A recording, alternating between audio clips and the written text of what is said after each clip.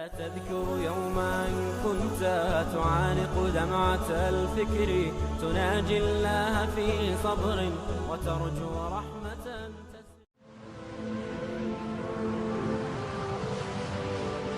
حضرت عمر رضی اللہ تعالیٰ عنہ جب ایمان لائے تو آپ نے ایک ایک کافر کے گھر کے دروازے پہ کھڑے ہو کے کہا کہ تم کمزوروں کو مارتے تھے، میں تمہیں بتانے آیا ہوں میں محمد عربی کا نوکر بن گیا. بلکہ آپ نے اعلان کیا جس نے اپنی بیوی کو بیوہ اور بچوں کو یتیم کروانا ہو اور اپنے ماں باپ کی کمر کو جھکانا ہو وہ عمر کے مقابلے میں آئے. اللہ اکبر. زنیرہ نامی ایک خاتون تھی، بہت کمزور. راوی کہتا ہے کہ اس کی ہڈیوں میں گودا نہیں تھا، عشق رسول تھا، اور اس کا ظالم آقا اس کو مارتا ہے، اور جب مار مار کے تھک جاتا ہے ادھر سے عمر آ رہے ہیں. یہ اسلام لانے کے پہلے کی کہانی ہے. ادھر سے عمر آ رہے ہیں تو اس نے کہا عمر تم جوان آدمی ہو تو یہ چھوڑتی نہیں ہے اپنے نبی کا نام، ذرا تم آؤ. عمر کوڑا پکڑ لیتے اسے مارتے مارتے تھک جاتے ہیں تو پانی پینے لگتے ہیں. تو کہتے ہیں مجھے تیرے پہ ترس نہیں آیا لیکن میں ذرا پانی پینے لگا ہوں، اور پھر گلے کے اندر ڈال کر کے کوڑا اور اس کی رسی کو بل دیتے ہیں اور اس کی آنکھیں باہر نکل آتی ہیں اور کہتے ہیں بلا اپنے نبی کو جو تیری آنکھوں کی بینائی واپس کرے. اللہ اکبر. تو اس نے آسمان کی طرف منہ کر کے کہا مالک میں کبھی بھی آنکھوں کی بینائی نہ مانگتی لیکن اب تیرے نبی کی عزت کا سوال ہے. آنکھوں کی بینائی واپس ہو جاتی ہے. زنیرہ کو بڑا مارا. آج عمر گلیوں میں آنکھوں میں آنسو ہیں اور عجیب دلے بے تاب ہے اور کہتے ہیں آؤ بھئی میں حضور کا غلام بن گیا ہوں، تمہیں بتانے آیا ہوں. زنیرہ نے موڑ کاٹا تو آگے عمر یہ آواز دے رہے تھے. زنیرہ ایک کونے پہ کھڑے ہو کے رو کے کہتی ہے عمر تم تو بڑے اس دن جوش و غضب میں تھے اور تم مارتے ہوئے تھکتے نہیں تھے. تو عمر نے کہا زنیرہ اس دن میں نے دیکھا نہیں تھا، اب میں محمد عربی کو دیکھ آیا ہوں. جنہ ویکھیا نہیں ہو کرن گلاں، جنہ ویکھیا نہیں ہو کرن گلاں، جنہ ویکھیا ہو تے بول دے نہیں، جڑے محرم راز حقیقت دے اور راز حقیقت کھول دے. تو حضرت عمر رضی اللہ تعالیٰ عنہ ایمان لائے. حضرت عبداللہ ابن مسعود رضی اللہ تعالیٰ عنہ فرماتے ہیں کہ حضرت عمر کا ایمان لانا مسلمانوں کے لیے عزت کا سبب تھا. ان کا ہجرت کرنا مسلمانوں کی نصرت تھی اور ان کی خلافت مسلمانوں کے لیے رحمت. حضرت عمر رضی اللہ تعالی عنہ وہ ہیں کہ میرے حضور نے فرمایا لوگوں جب نیک لوگوں کا ذکر کرو تو میرے عمر کا تذکرہ ضرور کیا کرو. میرا عمر وہ ہے کہ جب وہ ایک سمت سے آ رہا ہو، ایک گلی اور بازار سے آ رہا ہو تو شیطان بھی آ رہا ہو عمر کو دیکھ کے راستہ تبدیل کر لیتا ہے. حضرت عمر رضی اللہ تعالی عنہ کی طبیعت کے اندر جو جاہ و جلال تھا، طبیعت کے اندر جو سختی تھی وہ اسلام کے اندر آ کر بھی قائم رہی. اور آپ نے وہی سختی وہی جاہ و جلال جو پہلے مسلمانوں کے خلاف تھا اب کفار کے خلاف منافقین کے خلاف حضرت عمر کی طبیعت کے اندر وہ جوش و خروش بدستور موجود ہے. لیکن جس دن آپ خلیفہ بنے تو اس دن آپ نے ممبر پہ چڑھ کے جو خطبہ دیا اس میں کہا لوگوں میں سخت اس لیے تھا کہ رسول اللہ نرم تھے، پھر میں سخت اس لیے تھا کہ حضرت ابوبکر صدیق نرم تھے، اب میں تخت خلافت پہ بیٹھا ہوں، اب میری سختی جو ہے وہ نرمی میں تبدیل ہو گئی. صرف فاسقوں فاجروں اور باغیوں کے لیے میں سخت ہوں، باقی تمہارے لیے نرم. سب سے کم جو تنخواہ بیت المال سے اگر کسی وجود نے لی ہے تو وہ حضرت عمر رضی اللہ تعالیٰ عنہ نے صرف 2 جوڑے لیتے تھے سال میں. اور راوی کہتا ہے کہ میں نے دیکھا ہے کہ اس میں بھی 17 پیوند لگے ہوتے تھے.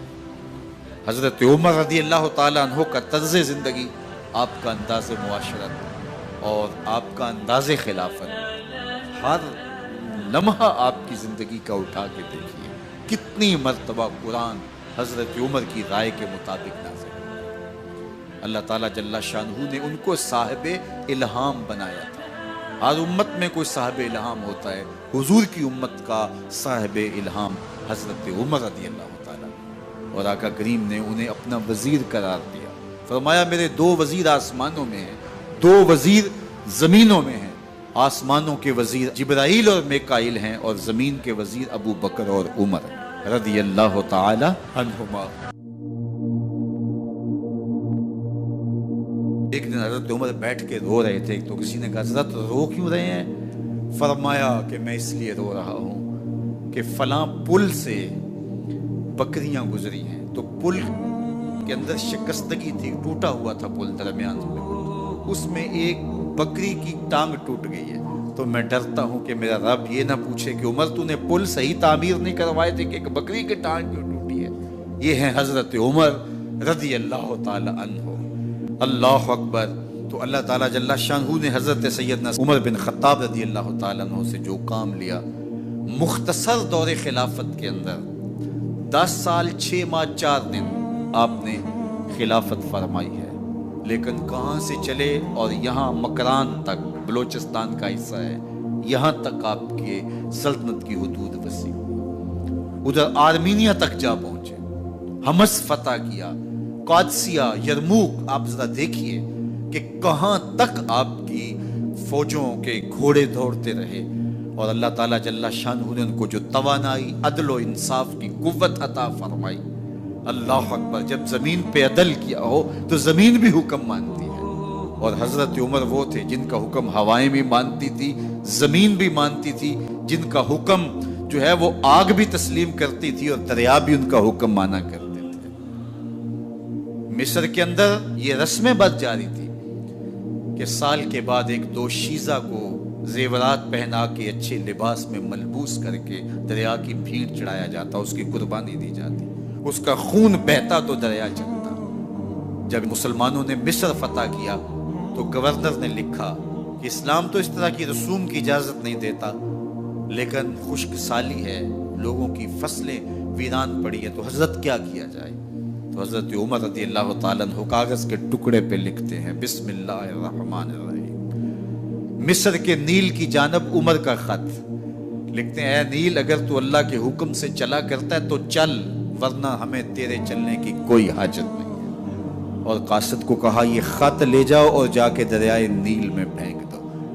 قاصد جا کے خط دریائے نیل میں پھینک دیتا ہے، پانی آتا ہے، ایسا دریائے نیل چلا، 14 صدیاں ہوئی ہیں آج تک کبھی بند ہی نہیں ہوا۔ دریا حکم مانتے، آگ نکلتی ہے، لوگ حضرت عمر رضی اللہ تعالی عنہ کے پاس آئے، حضرت لاوا پھوٹا ہے، آگ نکل رہی ہے اور مدینے کی طرف بڑھ رہی ہے، اب کیا کیا جائے؟ فائر بریگیڈ تو زمانے میں تھی نہیں۔ عمر نے اپنی قمیض اتاری، جس قمیض پہ 17 پیوند لگے ہوئے تھے چمڑے کے، کہا یہ قمیض لے جاؤ، جدھر آگ بڑھ رہی ہے آگے ڈھالنا، آگ پیچھے بھاگ جائے گی۔ زلزلہ آتا ہے تو زمین پہ درہ مارتے ہیں، زمین رک جا، کیا عمر نے تیری چھاتی پہ عدل نہیں کیا ہے؟ تو یہ عمر ہیں رضی اللہ تعالی عنہ کہ جن کے انصاف کی وجہ سے، جن کے عدل کی وجہ سے اللہ تعالیٰ کی رحمات، اس کی برکات کا نزول ہوتا تھا، اور اللہ تعالیٰ نے مسلمانوں کو وہ آبرو مند حکومت دی۔ کائنات کی تاریخ کے اندر ایسی حکومت آپ نے نہیں دیکھی ہوگی جو حضرت عمر نے حکومت کی ہے۔ اللہ اکبر۔ فرمایا فرات کے کنارے پہ ایک کتا بھی پیاسا مر گیا تو اس کا حساب بھی عمر سے ہوگا۔ باہر سے سفیر آتا ہے اور آ کے پوچھتا ہے کہ میں امیر المومنین کے، مسلمانوں کے حکمران کے محل میں جانا ہے، تو مسکرا کے کہتے ہیں ہمارے امیر کا تو کوئی محل نہیں ہے۔ کہا کہاں ہے تمہارا امیر؟ کہا مسجد نبوی میں ہوگا یا بیت المال کی اونٹوں کی دیکھ بھال میں لگا ہوگا۔ وہ جب گئے تو مسجد میں نہیں ہے، اللہ اکبر، وہاں گئے تو وہاں بھی نہیں ہے۔ پھر کیا دیکھتے ہیں کہ عمر رضی اللہ تعالی عنہ جنت البقیع کے پاس ایک درخت کے نیچے اینٹ کا سرانہ رکھ کے سوئے ہوئے، تو اس نے کہا عمر تو نے عدل کیا ہے، تجھے کچی اینٹ پہ بھی نیند آ گئی، ہمارے حکمرانوں نے انصاف نہیں کیا، اور وہ بند اور محفوظ کمروں کے اندر بھی سکون اور چین کی نہیں سو سکتے۔ حضرت سیدنا عمر رضی اللہ تعالیٰ عنہ نے اس طرح ان امور سلطنت نبھائے۔ آپ دن کو لوگوں کی دیکھ بھالی کرتے، لوگوں کی ضروریات سنتے سمجھتے، اور جب رات پڑتی لوگ سو جاتے، عمر مدینے کی گلیوں میں پہرا دیتے۔ کائنات نے کوئی ایسا بھی حکمران دیکھا ہوگا؟ اللہ اکبر۔ وہ مجاہد جو مختلف محاذات پہ گئے ہوئے ہوتے، ان کے گھروں کی دیکھ بھالی کرتے، ان کی ضروریات کا خیال رکھتے، ان کی آبرو کا پہرا دیتے۔ راتوں کی تنہائیوں کے اندر حضرت عمر اٹھتے اور جا کے گشت کرتے، چکر لگاتے، دیکھتے کوئی آنکھ پر نم نہ ہو، مفلسی کا کسی گھر میں ماتم نہ ہو۔